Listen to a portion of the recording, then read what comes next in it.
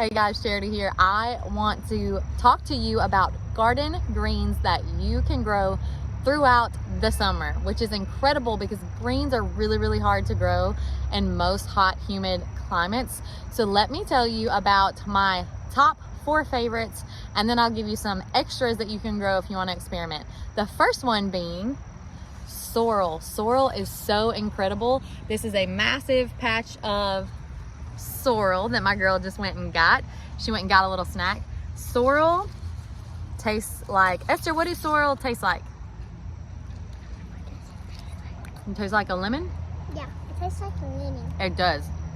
Sorrel is delicious. It is a lemon flavored spinach, and the stem is actually the juiciest part of this thing. I have had this sorrel plant right here since last. Yeah, what do you want to tell them? The stem is very sour. Mm-hmm. It sure is, huh? Back to the sorrel. Sorrel will grow in winter. These are what? Turnips. Turnips. Sorrel grows year-round. I've had this sorrel right here in my garden since January 2022. It's February 2023. I like to plant them at the base of trellises because they do tend to last throughout the summer when they get some afternoon shade.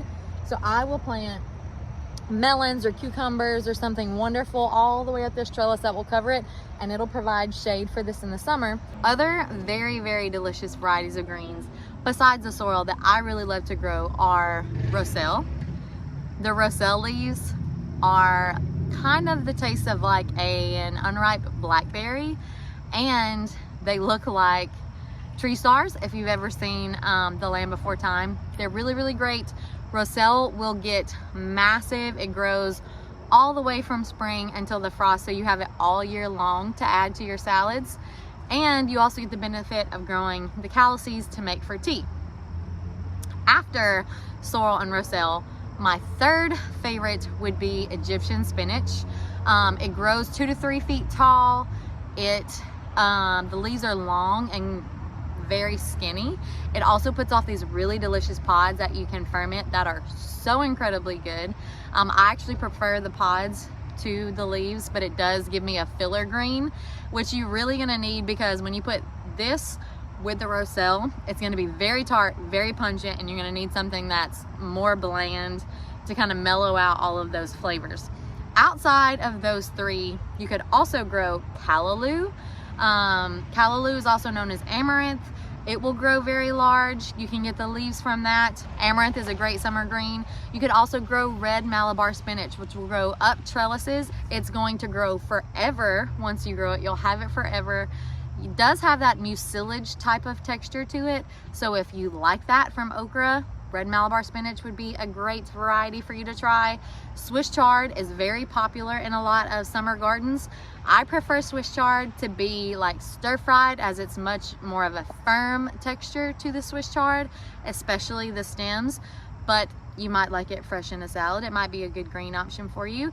You could also grow purslane or dandelion greens or chicory.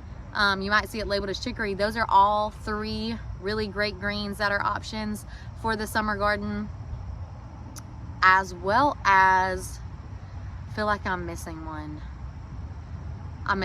And I'm gonna put it up right here whenever I figure out what it is. But all of those are really great options for summer greens. You cannot grow lettuce in the middle of a hot Louisiana summer. It will bolt every single time. You will not have success. Get you some sorrel, grow you some Roselle, get you some red Malabar spinach, or some Egyptian spinach, or some callaloo, or some purslane, or some dandelion greens, chicory, or this other thing I'm gonna add right here, and enjoy your salads all summer long